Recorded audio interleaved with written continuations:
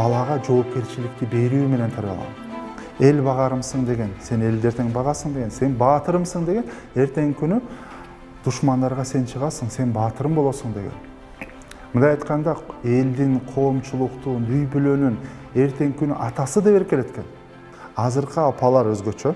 Аталарды да кошсок болот буга. Төшүңөрдөн балдарыңарда акырын 7-8 жашынан баштап акырын чыгара баштагыла. Кой бергиле, чыгаргыла, ишенгиле. Анткени ишенүү менен биз ошол жоопкерчиликти берип атабыз. Мындай эки катабыз болуп атат да. Бир жактан өтө эле кам көрүп эле, кучактап эле, төшүбүздөн чыгаргыбыз келип эле, өбөлөп эле, көтөрүп эле, эмне жейсиң, эмне ичесиң, эмне кийесиң? Азыр бир тамашалап айтканда гимнастки жамап калды дегенде жамабайт да эч ким азыр. Азыркы учурдагы ата-энелердин көбү өзүнө, балдарына көңүл бурчу учурда материалдык көңүл буруп атышпайбы? Мындай айтканда, ата эртеден кечке чейин жумуштан чарчап келет дагы үйгө киргенден эле баласы менен учурашып туруп эле телефонун карматып атат, же болбосо ата 200 сом берсе 200 сом берет. Анткени ата катар алда түшүнүп атат. Эртеден кечке чейин базарда же жумушта жүрүп, балага көңүл бура албагандыктан эң жок дегенде акчалай берейин деп атат. Ата-энелер балдарына кандай мамиле кылышты азыркы учурда билбей атышат. Анткени мурунку балдар башка, азыркы балдар башка. Бул Кыргызстанда гана эмес, дүйнө жүзүндө ошондой. Өзгөрүүгө баарыбыз өзгөрүп атабыз. Туурабы? Технология зымырап өнүгүп келатат. Жаңы нерселер зымырап жаңы нерселер чыгып атат. Азыр 2 жума бир нерсени көрбөй калсаң, жаңылыктан, технологиядан артта калып каласың. Ошондуктан күрөш катуу кетип баратат. Анан биз кайсыл жердебиз? Алтын эрежелер бар. Бир ишти чала жасаган адам тилекке каршы зыян көбүрөөк алып келет. Анткени бүгүнкү кичинекей бала эртеңки күнгө жетекчи да. Туурабы? Бүгүнкү 10 жаштагы бала 15 жылдан кийин кыйын жетекчи. Ошондуктан Кыргызстандын өнүгүп өсүшүндөгү биринчи шарттын бирөөсү биздин билим берүү системасынын азыркы дүйнөлүк талаптарга жараша реформа кылышыбыз керек. Мугалимдерди аброюн көтөрүшүбүз керек дагы, керектүү тыйын акчаларды беришибиз керек.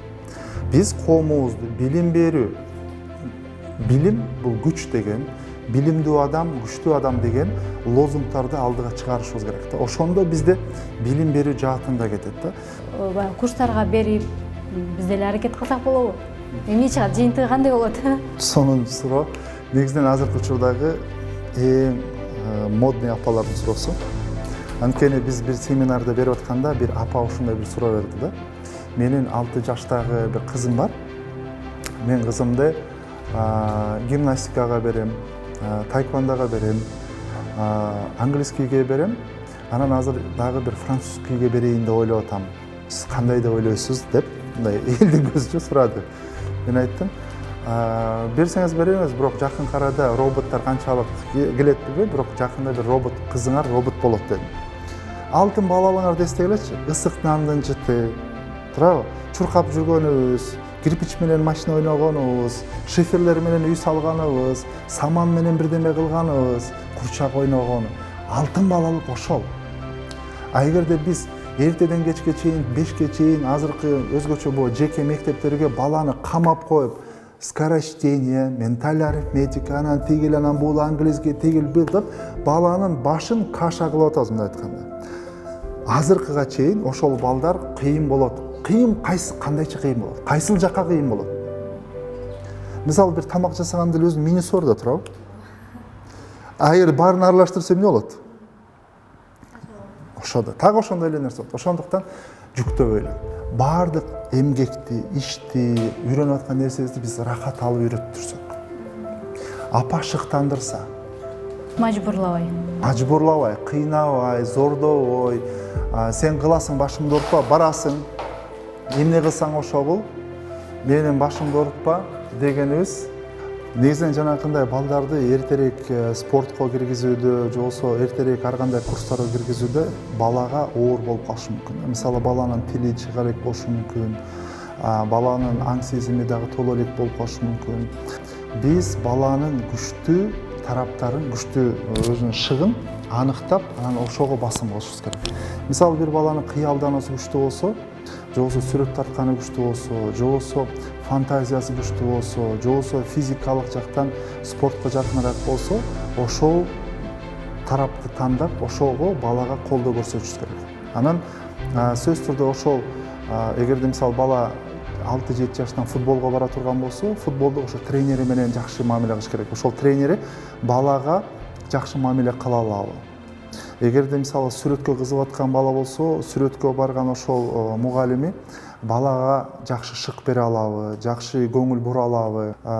Жанакындай үйүнө келгенде сенин эжең тигиндей экен, мындай экен деп туруп мугалимдерди жамандаган ата-эне сөзсүз түрдө өзүнүн да аброюн түшүрөт, ата-эне мугалимдин аброюн түшүрөт.